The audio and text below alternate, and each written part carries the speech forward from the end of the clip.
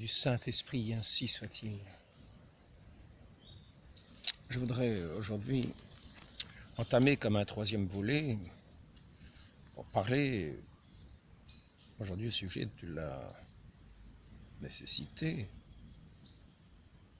d'appartenir à l'Église pour être sauvé, car c'est encore une fois l'enseignement qui nous est donné dans l'Église. Peut-on, je prends le catéchisme de Saint-Pie X, peut-on se sauver hors de l'Église catholique, apostolique et romaine, c'est précis?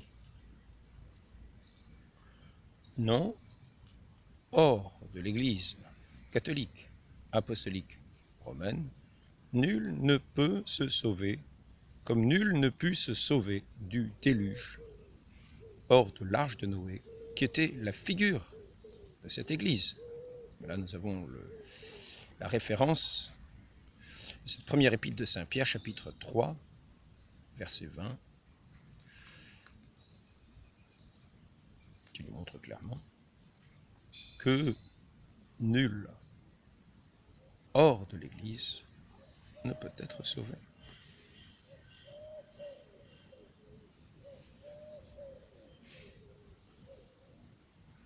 Et maintenant, nous devons bien penser, avoir en référence ce que nous avons déjà considéré dans les entretiens, dans les deux entretiens précédents, à savoir cette définition de Léon X, du pape Léon X, qui nous fait une interdiction de dire des choses opposées à ce qui est professé par la foi de l'Église, et soutenu ici par l'Écriture, par la lettre de Saint Pierre.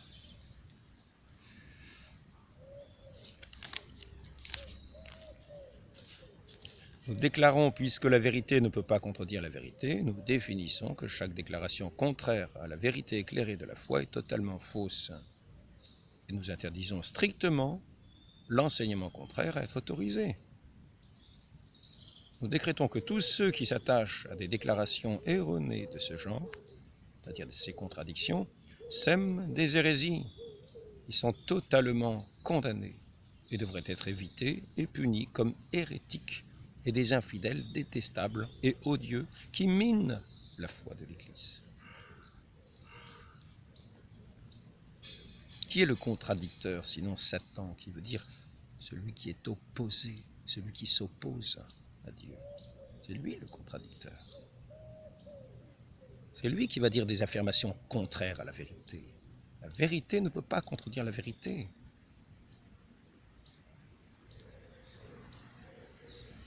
Alors cet esprit maléfique est menteur dès l'origine, homicide dès l'origine, par son mensonge. Ainsi, si nous continuons la lecture de ce catéchisme de Saint Pie X, qui ne peut pas dire le contraire de ce qu'il vient d'affirmer, c'est-à-dire qu'elle ne pourra pas dire que hors de l'Église, on peut être sauvé. Elle n'est pas autorisée à le faire. Donc maintenant nous allons voir la question qui est posée à la suite. Et on pourrait se dire, quelle question? On pourrait se dire, mais qu'est-ce que c'est que cette réponse? On vient de nous dire qu'en dehors de l'Église, personne ne peut être sauvé. Et on pourrait laisser entendre qu'en dehors de l'Église, bah si, finalement, c'est possible quand même.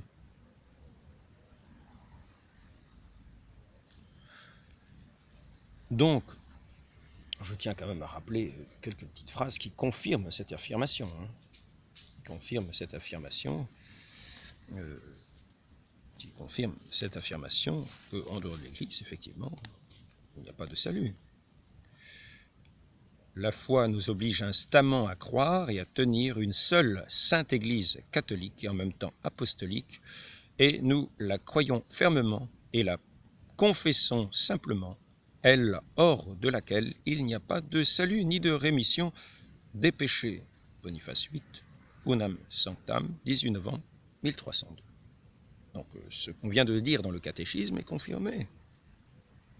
Et de plus, nous croyons de notre cœur et confessons de notre bouche, parce que ce que nous croyons du cœur, ce que nous croyons vraiment du fond du cœur, nous le professons de la bouche. Celui qui professerait quelque chose de la bouche qui ne croirait pas de son cœur serait un hypocrite. Et on pourrait dire d'une certaine manière qu'il ne serait pas de l'âme de l'Église. C'est une bonne volonté, non pas une hypocrisie. Nous croyons de notre cœur et confessons de notre bouche, une seule Église, non celle des hérétiques, mais la Sainte Église romaine catholique, en dehors de laquelle personne n'est sauvé.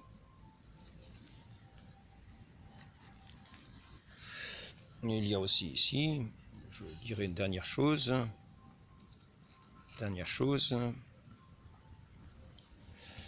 Je reprends le catéchisme de Saint Vincent de Paul et sa question.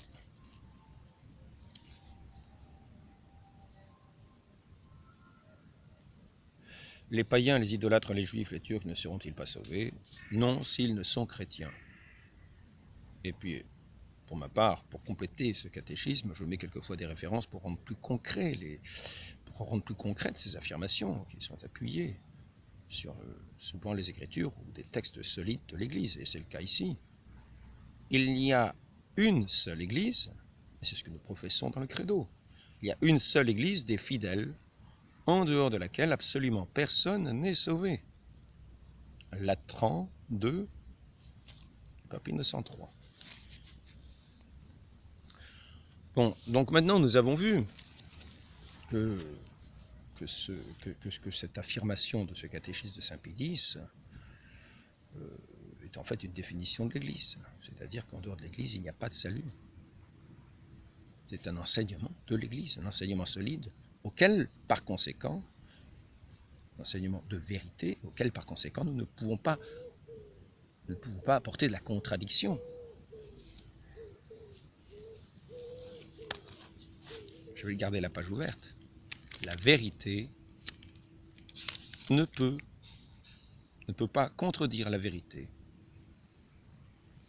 Donc maintenant, nous allons voir ce qui est dit et qui est peut-être mal compris par beaucoup de personnes. Et je vais montrer en quoi c'est mal compris.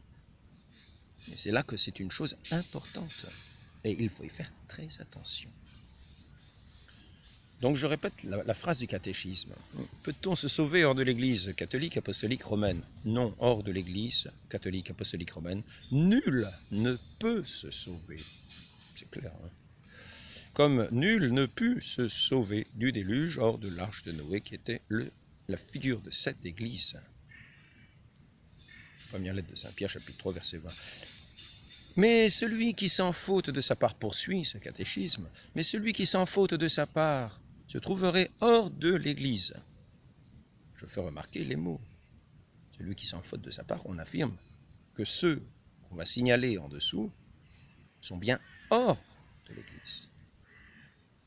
On vient de dire que hors de l'Église, il n'y a pas de salut. Donc, pour aider à la compréhension du texte qu'il y a en dessous, et ne pouvons pas apporter de contradiction à la définition qui a été énoncée ci-dessus. Je requiers toute votre attention. Car je ne dis pas que le texte qui suit est faux. Je dis qu'il faut le comprendre de façon à ne pas apporter la contradiction à l'enseignement de l'Église. Cette contradiction, Léon X nous interdit de l'autoriser, c'est-à-dire que s'il y avait une contradiction, il n'y aurait aucune autorité. Celui qui se trouvant, donc on répond à la question, le catéchisme répond à cette question, celui qui se trouvant hors de l'Église, sans qu'il y ait faute, ou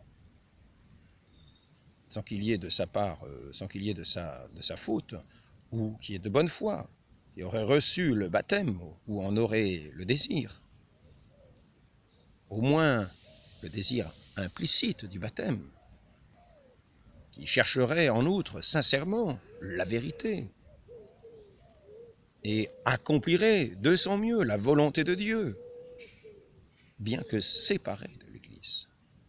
Donc nous avons vu que la question concernait ceux qui étaient hors de l'Église. Là, nous reconnaissons qu'ils sont séparés de l'Église. Je tiens à faire souligner cela. Donc nous parlons de gens qui sont hors de l'Église. pas de salut en dehors de l'Église. Maintenant, nous montrons qu'il y en a qui sont en dehors de l'Église et qui ont une bonne disposition, c'est-à-dire qui sont de bonne volonté. Donc bien que séparés du corps de l'Église, se réunit à son âme. Et c'est ici qu'il faut savoir ce que c'est que l'âme de l'Église. C'est un terme assez vague. Mais si nous ne voulons pas entrer en contradiction avec ce qui a été énoncé avant, il nous faut comprendre ce qui est dit d'une façon que cette âme, que cette union à cette âme ne signifie pas que la personne qui est unie à cette âme vivante de l'Église est dans l'Église, car nous parlons à l'instant de gens qui sont hors de l'Église, mais de gens qui par contre, de gens qui, nous venons d'en citer la liste, ont les caractères nécessaires pour recevoir la bonne nouvelle, pour recevoir l'Évangile. Et c'est en ce sens-là qu'on peut dire qu'ils sont de l'âme de l'Église, parce qu'ils ont le caractère nécessaire. Quelqu'un qui a un caractère vicieux ne pourra pas recevoir l'Évangile. Et nous voyons que là, il s'agit de quelqu'un qui cherche la vérité, de quelqu'un qui a ce désir profond du baptême, alors qu'il ne le connaît pas. C'est un désir qu'il aurait inconscient, mais qui le pousserait, s'il le connaissait, à le désirer. Mais cependant, il est bien précisé que tous ces gens-là font partie de ceux qui sont bien hors de l'Église. Et ça rejoint cette encyclique dont je faisais mention dans l'entretien précédent, qui disait que les ténèbres de l'ignorance étaient dissipées par la lumière de la foi, et que, comment dire, les ténèbres de l'ignorance, donc ce sont bien des ténèbres. Si cette ignorance était suffisante au salut, parce que ce n'est pas de la faute, parce qu'il n'y a aucune faute, on ne les appellerait pas ténèbres, parce que ces ténèbres-là seraient suffisamment lumineux pour être sauvés, parce qu'il n'y aurait pas le péché. On dit bien les ténèbres de l'ignorance, et on ne dit pas qu'il y a la mauvaise volonté à l'intérieur, puisque c'est dissipé par les lumières de la foi. Ça veut dire que c'est vraiment l'ignorance qui est cette ténèbre. On ne connaît pas notre Seigneur qui est la vie éternelle. C'est vraiment les ténèbres. Et là donc, nous parlons de gens qui sont hors de l'Église, mais qui sont dans de bonnes dispositions. Et c'est ce dont parlait aussi ce pape qui a écrit cette encyclique. Excusez-moi, je ne me souviens plus des noms de l'encyclique. Et donc, et qui disait la chose suivante, il n'y a pas de salut à attendre ceux qui sont hors de l'Église, hormis l'excuse de ceux qui sont dans l'ignorance invincible. Hormis ceux qui sont dans une ignorance invincible. Et hier, je vous rappelais que d'eux, on peut attendre effectivement ce salut. C'est-à-dire, parmi ceux qui sont dans cette ignorance des choses de la foi, il y en a qui sont à l'extérieur, au loin, dans des pays lointains, ou je ne sais pas, imaginez tout ce que vous voulez, qui sont loin des connaissances de la foi, mais ce n'est pas de leur faute. Et ils ont en eux tout ce désir que je viens de citer, toutes ces dispositions que ce catéchisme de Saint-Pédis cite. C'est-à-dire qu'ils sont reconnus comme étant hors de l'Église, et donc pas de salut, en tant qu'hors de l'Église. Mais par contre, ils ont ces dispositions, comme dans cette encyclique. Il n'y a pas de salut à attendre pour ceux qui sont hors de l'Église, hormis pour ceux qui sont dans cette ignorance invincible qui ne tient pas à leur faute. Et pourquoi peut-on attendre d'eux le salut? Parce que avant l'annonce de l'Évangile, on est hors de l'Église. Mais après l'annonce de l'Évangile, quand on est bien disposé, quand on le désire de tout son cœur, quand on cherche la vérité, qui est le Christ lui-même, et quand on l'entend, à ce moment-là, nous sommes disposés à écouter, à être éclairés par cette lumière qui dissipe les ténèbres. Et à ce moment-là, nous entrons dans ce corps de l'Église. Voilà. Et c'est pour ça qu'il est dit ensuite, et par suite, dans la voie du salut. Parce que ces gens qui sont bien disposés, ceux qui sont vraiment, qui ont une aversion pour tout ce qui est de la vérité, pour tout ce qui est de Dieu, etc., quand ils entendront l'Évangile, quand ils entendront, ils le rejetteront. Mais ceux qui sont bien disposés sont, d'une certaine manière, sur la voie du salut. Nous sommes ici-bas des pèlerins. On n'est pas dit que ces gens-là sont sauvés hors de l'Église. Non, il est dit qu'ils sont sur la voie du salut. C'est-à-dire que dans cette ignorance, avec ce désir, avec cette honnêteté qu'ils ont de l'esprit, c'est-à-dire cette bonne volonté, et comme il est dit dans l'Évangile, gloire aux cieux, et paix sur la terre aux hommes de bonne volonté. Gloire à Dieu au plus haut des cieux, et paix sur la terre aux hommes de bonne volonté. C'est-à-dire que ces hommes-là de bonne volonté, le Seigneur va les guider comme il l'a guidé, comme il a guidé les bergers, qui étaient ces gens simples, ces gens de bonne volonté, et qui ont été guidés vers cette naissance du Christ, à la rencontre duquel ils sont allés, dans la joie de leur cœur. Et ils ont rencontré le Christ, et ils ont vu le Christ, et ils ont cru à la parole des anges.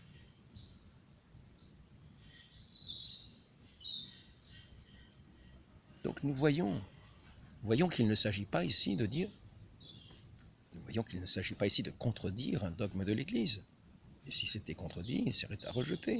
Parce que nous avons une règle qui nous interdit d'autoriser ce qui contredit l'enseignement de l'Église. Et nous avons vu que c'était un enseignement. Maintenant, nous avons vu un texte qui parle de l'Église des fidèles. L'Église des fidèles, mais c'est un terme important. Je répète la phrase. Il y a une seule Église des fidèles en dehors de laquelle absolument personne n'est sauvé. L'Église des fidèles, qu'est-ce que c'est l'Église des fidèles? C'est l'Église de ceux qui ont la foi.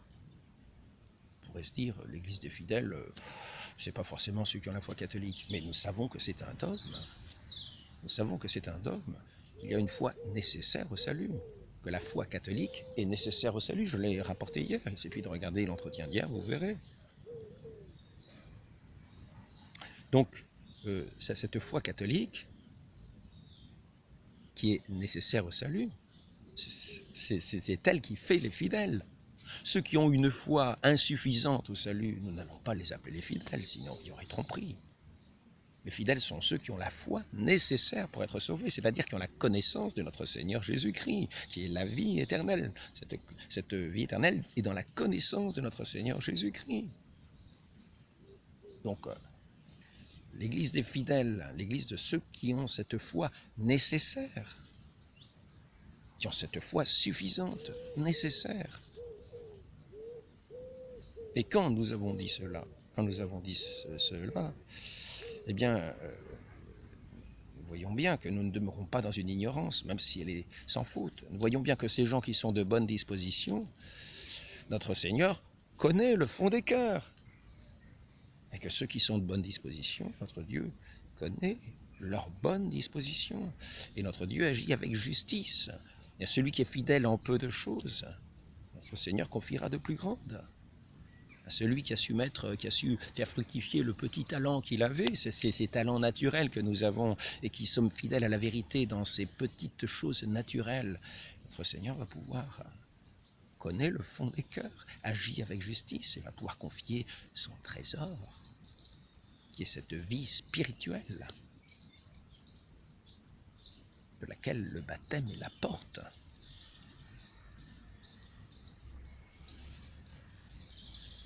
Et qui nous fait entrer dans l'Église. La première place de tous les sacrements est tenue par le Saint Baptême, qui est la porte de la vie spirituelle. Donc ces gens qui sont de bonne volonté n'ont pas la vie spirituelle. Ils sont de bonne volonté. Ils agissent au mieux qu'ils peuvent, avec ce qu'ils ont, mais ils n'ont pas cette vie de l'Esprit. Ils n'ont pas cette connaissance de la vie éternelle. Ils n'ont pas reçu encore le Saint-Esprit. Ils agissent au mieux avec toutes les qualités que Dieu a mises en eux, et ils sont disposés par contre à entendre la vérité. Et quand ils l'entendent, à la suivre. Et c'est-à-dire à entrer par cette porte dans l'Église. Et là, nous n'entrons en contradiction ni avec la nécessité absolue du baptême, ni avec la nécessité d'être de l'Église pour être sauvé, ni avec la nécessité de la foi catholique pour être sauvé. Il n'y a aucune contradiction. Et nous ne sommes pas en contradiction avec cette définition de Léon X à Latran, session 8 à Latran, nous déclarons, puisque la vérité ne peut pas contredire la vérité, nous définissons que chaque déclaration contraire à la vérité éclairée de la foi est totalement fausse, et nous interdisons strictement l'enseignement contraire, être autorisé, aucune contradiction. Ainsi, la première place de tous les sacrements est tenue par le saint baptême, qui est la porte de la vie spirituelle. Jusque-là, ils sont disposés à entendre. Ils sont sur cette voie du salut, mais ils ne sont pas encore dans l'Église, dans laquelle seulement on obtient, dans laquelle on peut être sauvé dans l'Église.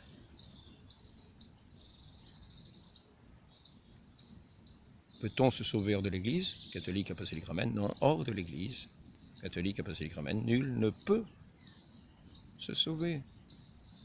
Nul ne peut se sauver comme nul ne put se sauver du déluge. Le déluge. Donc, ce baptême qui est la porte de la vie spirituelle, c'est-à-dire que nous naissons à la vie spirituelle par le baptême, par ce bain de régénérescence. Mais pas avant. Avant, nous l'avons vu. Le Seigneur me le dit, nul n'entre dans ce royaume s'il ne renaît de l'eau et de l'esprit.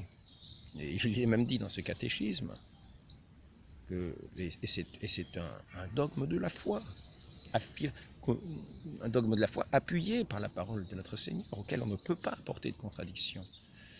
Donc, première place de tous les sacrements est tenue par le saint baptême, qui est la porte de la vie spirituelle. Voilà, là nous naissons et nous entrons dans l'Église. Par lui, nous devenons membres du Christ et du corps de l'Église. Comme par le premier homme, la mort est entrée en tous. Donc ceux qui sont en dehors, qui n'ont pas reçu ce baptême, sont dans cette mort spirituelle. Ils ont les bonnes dispositions naturelles pour acquiescer à la vérité et être conduits ensuite à ce saint baptême et à cette Église.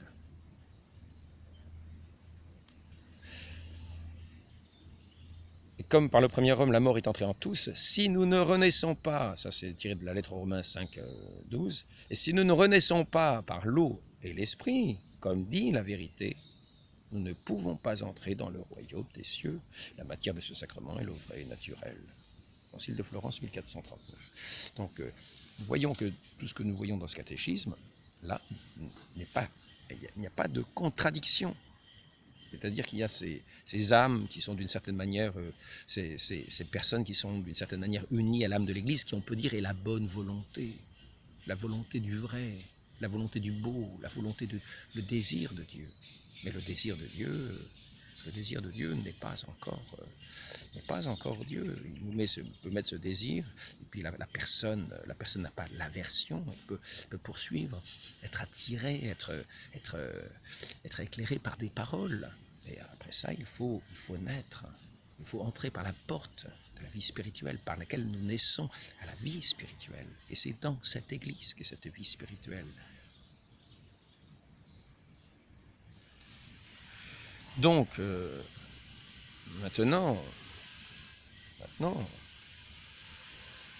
si nous considérons ce que nous venons de dire, en particulier au sujet, il n'y a qu'une seule Église des fidèles en dehors de laquelle absolument personne n'est sauvé. Donc, les fidèles, ceux qui ont cette foi nécessaire au salut. Et nous avons vu, c'est le troisième entretien, nous avons vu nécessité du baptême, nécessité de la foi, nécessité de l'Église. Tout cela est récapitulé. Un seul Dieu, un seul Seigneur, une seule foi, un seul baptême, mais aussi une seule Église. Et nous voyons que finalement, le credo reprend tous ces éléments. Et c'est pour ça qu'on l'appelait aussi le symbole des apôtres, parce que c'est à cela que l'on reconnaissait les chrétiens. Mais il ne s'agit pas d'avoir tous ces éléments, il s'agit d'y croire. Quand on dit que en un seul baptême pour la rémission des péchés, je crois en un seul baptême pour la rémission des péchés, Cela veut dire tout simplement que la rémission des péchés ne se fait que par ce seul baptême. Et qu'il faut donc être baptisé pour avoir cette rémission des péchés. Et si on me dit ensuite qu'il y a les confessions, et que les confessions c'est pas le baptême, je dirais que c'est par la grâce du baptême qu'on peut avoir ce sacrement de la confession, ce sacrement de la pénitence qui va nous remettre les péchés après que l'on ait été baptisé. Celui qui n'est pas baptisé, oui, donc c'est le baptême. Croire en un seul baptême pour la rémission des péchés. Donc nous le croyons, ce n'est pas une décoration dans un credo. Et ensuite, disons, croire en l'Église, une, sainte, catholique, apostolique, ça ne veut pas dire qu'on y croit pour y rester en dehors, ça veut dire qu'on y croit pour être dedans. Sinon, si ce n'était pas des articles importants, on ne les dirait pas. Disons, seul baptême, une seule foi, un seul Dieu. Un seul Dieu, mais qu'il faut connaître et que nous connaissons par notre Seigneur Jésus-Christ, qui est le Verbe du Père, dont la connaissance est la vie éternelle. En lui est toute la plénitude de la connaissance, de la vie éternelle. La connaissance du Père, c'est le Fils, qui est l'unique médiateur. La chose est très simple. Il ne s'agit pas de dire je crois en un Dieu, je crois en un seul Dieu, mais il ne s'agit pas de s'imaginer que c'est un faux Dieu. Non, je crois en un seul Dieu, notre Seigneur Jésus-Christ. Le Père Tout-Puissant, Créateur du ciel et de la terre, en Jésus-Christ, son Fils unique, notre Seigneur. Mais c'est par notre Seigneur Jésus-Christ que nous avons la connaissance de ce Dieu. Et sans lui, nous n'avons pas la connaissance de ce Dieu. Et sans lui, nous avons même l'aversion de ce Dieu. Notre Seigneur nous dit bien, on vous persécutera et on vous tuera en croyant servir Dieu. Donc il y a un seul Dieu auquel il faut croire. Et non pas des dieux imaginaires, non pas un seul Dieu auquel il faut croire qu'il s'est révélé. Et quand nous parlons du baptême, à la fin de ce credo des fidèles, parce que c'est la foi des fidèles, c'est la foi qu'il faut croire pour être fidèle. C'est la foi de l'Église, qui est la foi catholique, qui est nécessaire au salut. Quand nous finissons par le credo, disons qu'il est le sceau, disons que ce baptême est le sceau de la foi. Et après ça, après qu'on ait cité le baptême, il n'y a plus qu'à parler de la vie éternelle. Quand nous avons le sceau de la foi, par laquelle nous avons eu la rémission des péchés, et que nous avons ce sceau de la foi qui est la foi entière, qui est la foi, il nous fait entrer dans cette vie éternelle par la connaissance du Fils qui se donne à nous. Si nous gardons sa parole, il ne s'agit pas de dire nous croyons, il ne s'agit pas de dire peut-on être sauvé hors de l'Église apostolique romaine, non, on ne peut pas être sauvé en dehors de l'Église, mais finalement, si ce n'est pas de notre faute, on peut être... Non. Quand on dit je crois en l'Église, une, catholique, apostolique, universelle, apostolique, romaine. Demandons cette compréhension des choses de la foi sans amener la contradiction. Demandons cette grâce, celle qui est la mère de l'Église et qui veut appeler à elle tous ses enfants, toutes ces personnes de bonne volonté qui ne sont pas encore ses enfants, et qui sont appelés à le devenir en naissant par cette porte du baptême, cette naissance de la vie spirituelle que notre Seigneur est venu nous apporter par le don du Saint-Esprit, pour toutes les personnes bien disposées, qui par leur bonne volonté sont d'une certaine manière unies à cette âme de l'Église qui est la bonne volonté même. Mais ils sont en dehors de l'Église et il faut les amener par la foi, c'est-à-dire que cette foi qui naît de la prédication, nous devons la prêcher, nous devons la dire. Ce que nous croyons du fond du cœur, nous devons le professer, cette foi pleine et entière.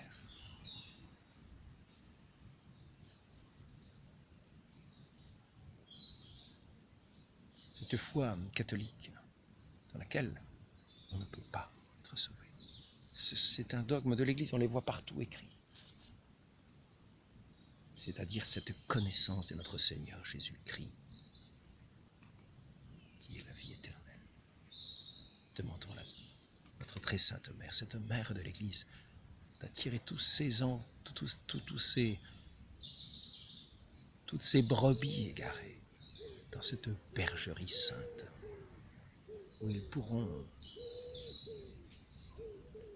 restaurer leur âme, où ils pourront donner vie à cette âme, à leur âme, donner cette vie spirituelle qui sera la plénitude de leur vie, toute leur joie pour la vie éternelle dans la rémission des péchés.